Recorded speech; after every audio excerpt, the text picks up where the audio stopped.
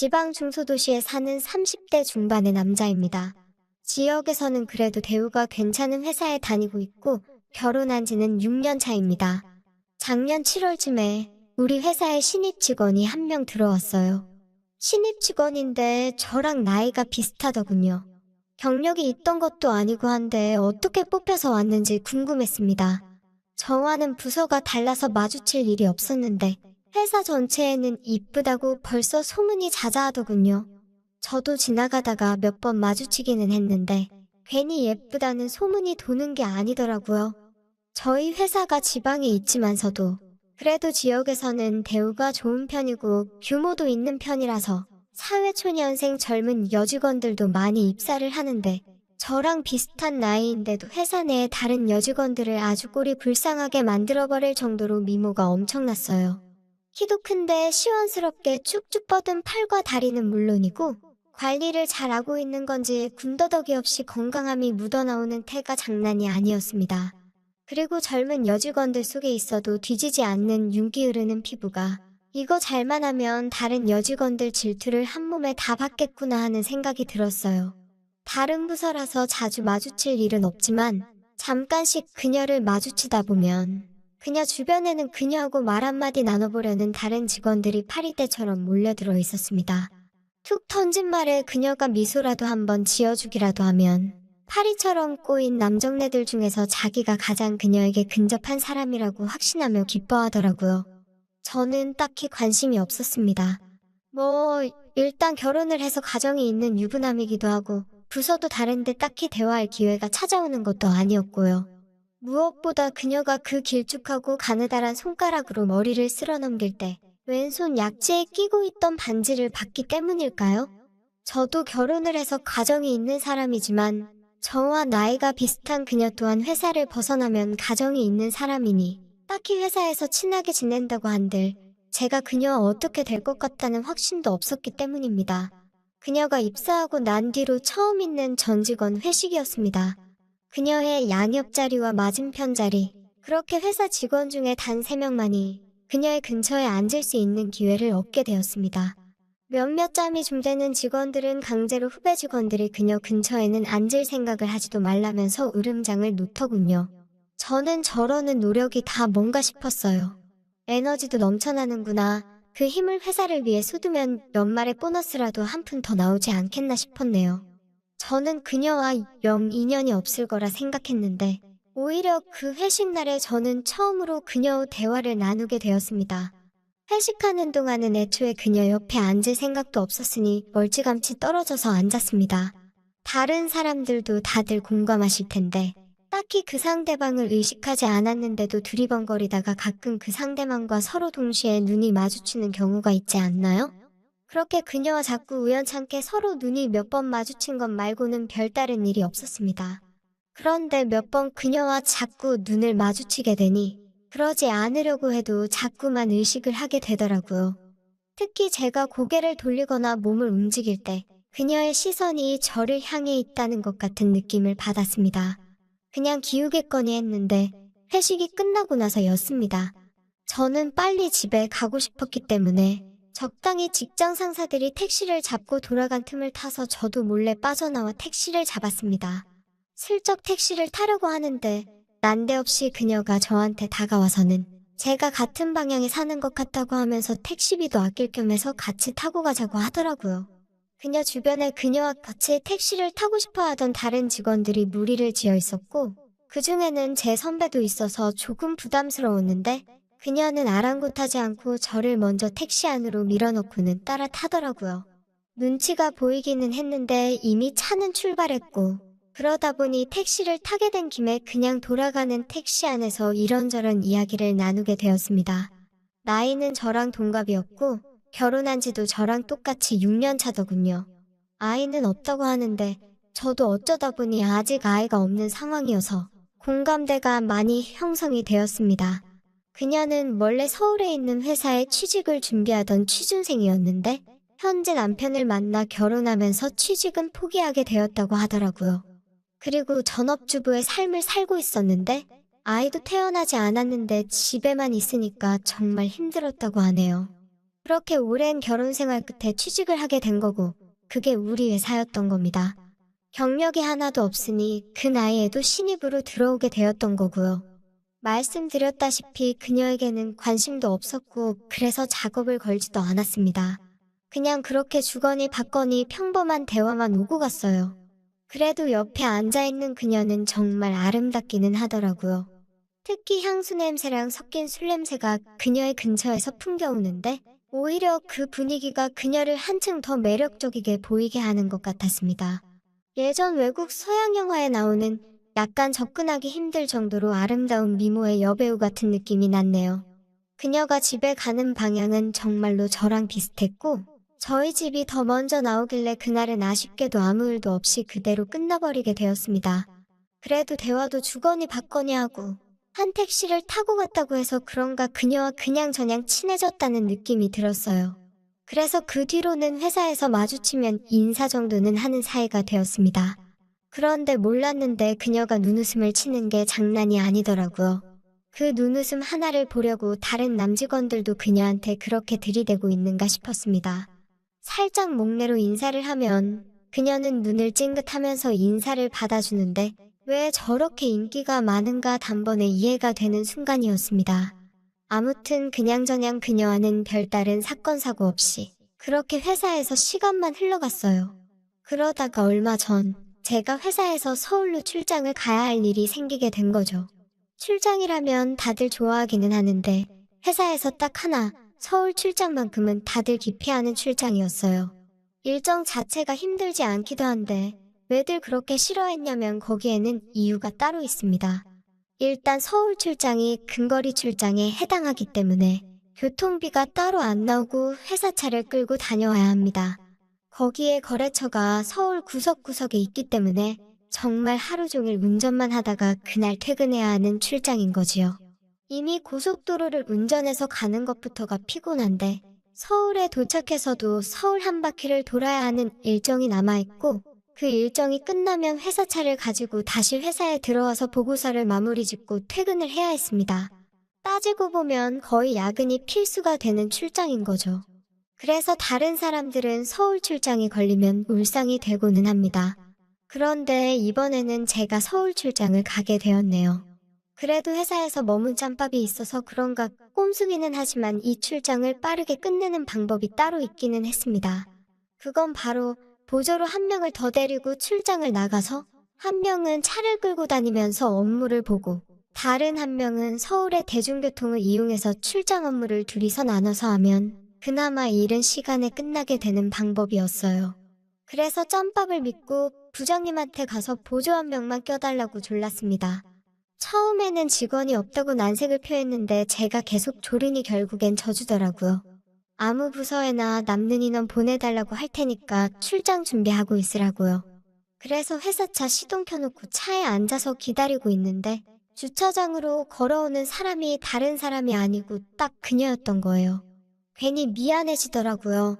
아무도 가고 싶지 않아 하는 출장지에 저 때문에 억지로 가게 되는 거였으니까요. 그런데 차 쪽으로 다가오는 그녀를 보니까 괜히 마음이 떨리기 시작했습니다. 같은 회사에 다니는 가정이 있는 남녀 둘이서 사는 지역을 벗어나 멀리 가는 생각에 말이죠. 그녀가 조수석 문을 열고 차에 타는데 그녀의 압도적인 향기가 차 안에 가득 퍼지더군요. 회사 외근용 차량이 어디 보여주기도 부끄러운 경차였는데 저도 저지만 그녀가 키도 크고 워낙에 다리가 길다 보니 차가 그녀에게 좁아 보이기 시작했습니다. 그래서 그녀한테 차가 불편할 것 같으니 제 차로 가자고 했어요. 그러니까 그녀가 반색을 하면서 좋아하더라고요. 그래서 차를 옮겨 탔습니다. 그런데 회사 차일 때는 그냥 그녀가 내 옆에 탔구나 하는 생각뿐이었는데 차만 제 차로 바꿨을 뿐인데 기분이 영 묘하더라고요. 항상 운전하는 제 차인데 옆에는 아내 말고 다른 사람이 타본 적이 없었거든요. 처음으로 다른 여자가 탄 건데 그것도 다른 사람이 아니고 회사에서 아름답기로 소문난 신입 직원인 그녀였으니 거기에 나이도 제 또래다 보니 아예 보이는 시야부터가 달라졌습니다. 그녀가 차가 깔끔하고 정리가 잘 되어 있다고 칭찬을 해주는데 그냥 평범한 칭찬일 텐데도 그녀의 말투나 눈웃음이 정말 저의 애간장을 다 녹여버리더라고요. 새하얀 와이셔츠가 그렇게 잘 어울리는 사람은 세상에 또 없을 겁니다. 제 차에 탔다 보니까 제가 고의적으로 그런 건지 아니면 무의식적으로 그런 건지는 잘 모르겠습니다만 무슨 용기가 생겼는지 제 몸을 그녀 쪽으로 바싹 움직여서 안전벨트를 매줬어요. 이건 항상 아내가 탈 때 해주는 습관이라 그랬는데 옆에 있는 게 아내가 아닌 걸 아는데도 제 차다 보니까 본능적으로 해버린 것 같습니다. 저도 해주고 나서 아차 싶었는데 그녀가 저보고 친절하다고 하더라고요. 이미 그녀의 애교와 말로 형용할 수 없는 그녀의 기운에 머릿속이 달콤하게 녹아내리는 것 같았습니다. 제가 운전을 하면서 룸미러랑 사이드미러를 계속 번갈아 가면서 쳐다보는 습관이 있습니다. 방어운전하기에 좋은 습관이고 다른 분들도 다 그렇게 하시는 걸 알고 있는데 자꾸 룸미러를 볼 때마다 그녀가 시야에 걸리더라고요. 그렇게 그녀를 흘끗흘끗 바라보다가 그녀와 회식 때처럼 눈이 마주칠 때가 있었는데 그녀는 그럴 때마다 또 눈을 슬쩍 감으면서 눈인사로 받아쳐줬어요. 정말 이래도 되나 싶을 정도로 오랜만에 아내가 아닌 다른 여자한테 마음이 뛰기 시작했습니다. 고속도로에 진입하고부터는 그녀가 차 안에서 지루했는지 말을 걸기 시작했어요. 그날 회식 때 집에 같이 가는 길에도 여러 가지 질문을 했는데 그때 미처 묻지 못한 이야기들을 물어보는 것 같았습니다.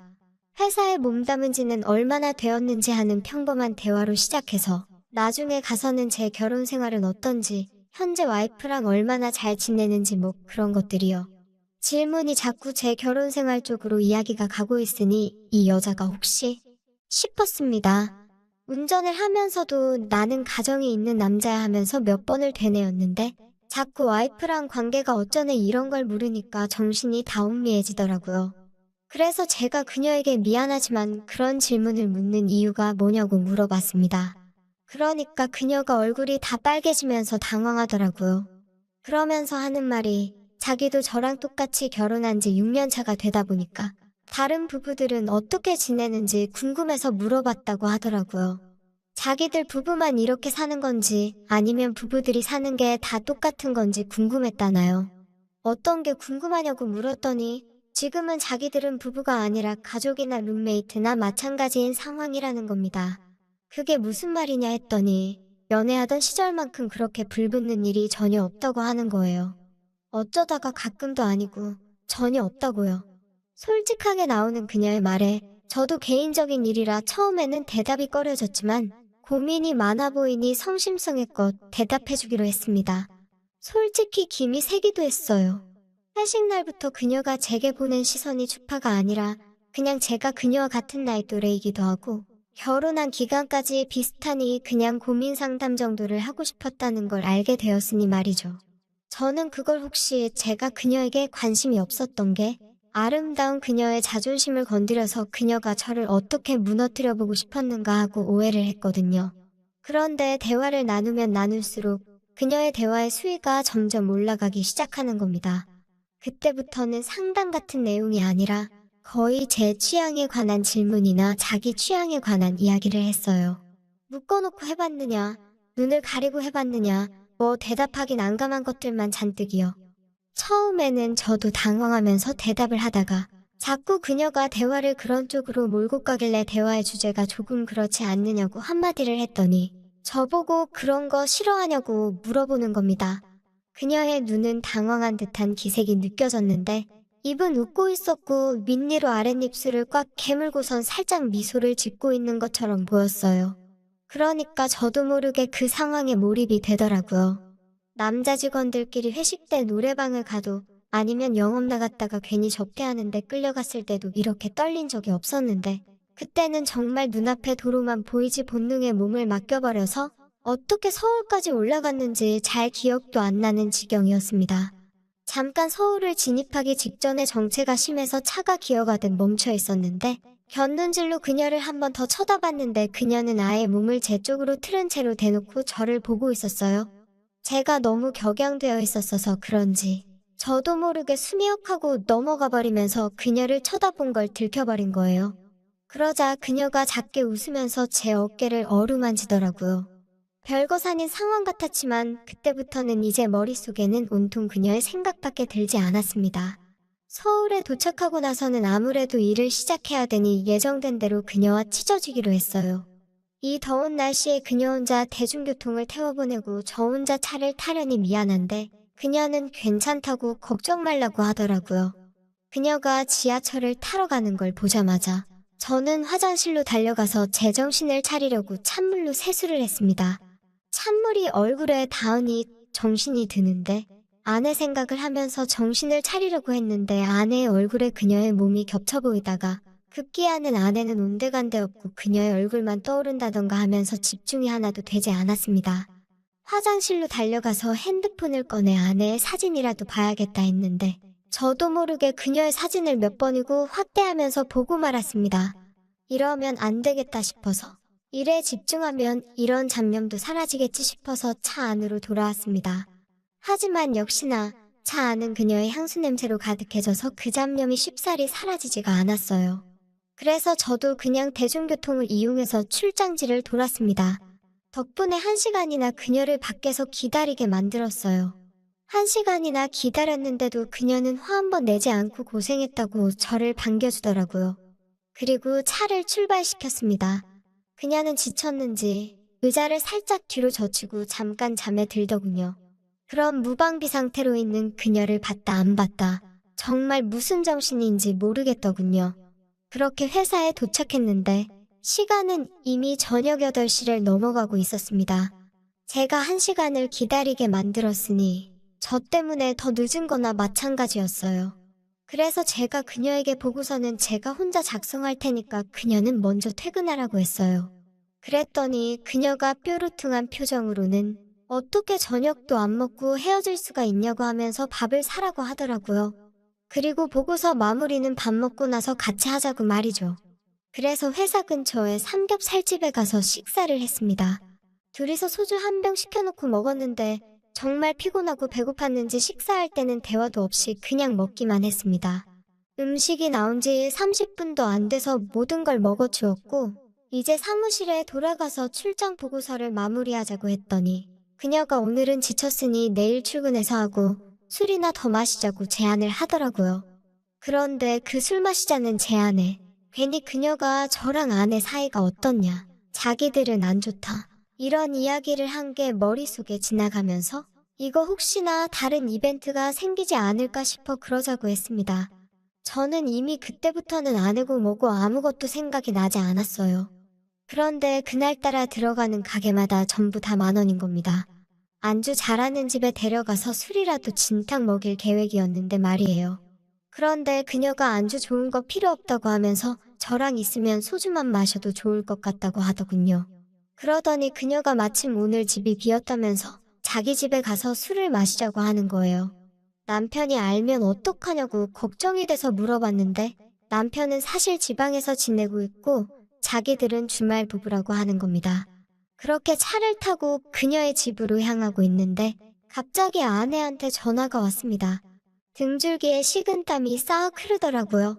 아내한테 출장이 늦어져서 퇴근이 엄청 늦어질 것 같다고 둘러댔고 아내는 너무 무리하지 말란 말하고 전화를 끊었습니다. 그녀가 제가 늦어진다고 말한 걸 듣고는 얼마나 늦게 가시려고 아내분한테 거짓말을 했느냐고 하면서 웃더라고요. 이미 제 머릿속은 뭐가 옳고 뭐가 그른 건지 판단할 수조차 없었습니다. 그녀 또한 저와 같았지요. 그녀 집에 도착해서는 밖에서 사들고 온 술은 손도 대지 않았습니다. 마치 약속이라도 한 듯이 그녀와 저는 서로의 시간을 함께 보내게 되었지요. 그녀는 저에게 외로움을 달랠 수 있는 좋은 친구가 필요했다고 하더군요. 그래서 제가 결혼하는 젊은 직원들도 많은데 왜 하필 나였냐고 물어봤습니다. 그러자 그녀는 돌아갈 가정이 있는 사람인 제가 가장 적합한 사람이라고 했어요. 그게 무슨 뜻이냐 물었더니 서로 돌아갈 곳이 있는 사람들이니 언제가 끝인지도 잘 알지 않겠냐 하면서 말이죠. 돌아갈 곳이 없는 결혼을 하지 않은 사람들은 자기가 멈추고 싶을 때 멈춰주지 않을 거라고 그렇기에 저여야만 했다고 하는 겁니다. 그 이후로 그녀와 둘이 시간을 보낸 일은 없습니다. 그날의 일이 아직도 꿈만 같아요. 그녀는 저를 보고는 아무 일도 없었다는 듯이 인사를 합니다. 여자들은 어떻게 그럴 수 있는지 궁금하네요. 그녀가 그렇게까지 말한 건 제가 더 그녀에게 미련을 보이거나 한다면 제 아내에게 모든 걸 말해버리겠다 하는 것 같아서 저도 선뜻 그녀에게 다시 다가가기는 어렵습니다. 꿈만 같던 하루였고 아직도 저는 그날과 비교했을 때 더 좋았던 날이 없었던 것 같아요. 하지만 그런 날은 두 번 다시 오지 않겠죠. 어제도, 오늘도, 내일도 그녀를 회사에서 만나겠지만 그 날은 돌아오지 않을 것 같습니다. 그리고 그 편이 그녀에게도 저에게도 가장 최선의 선택이라는 걸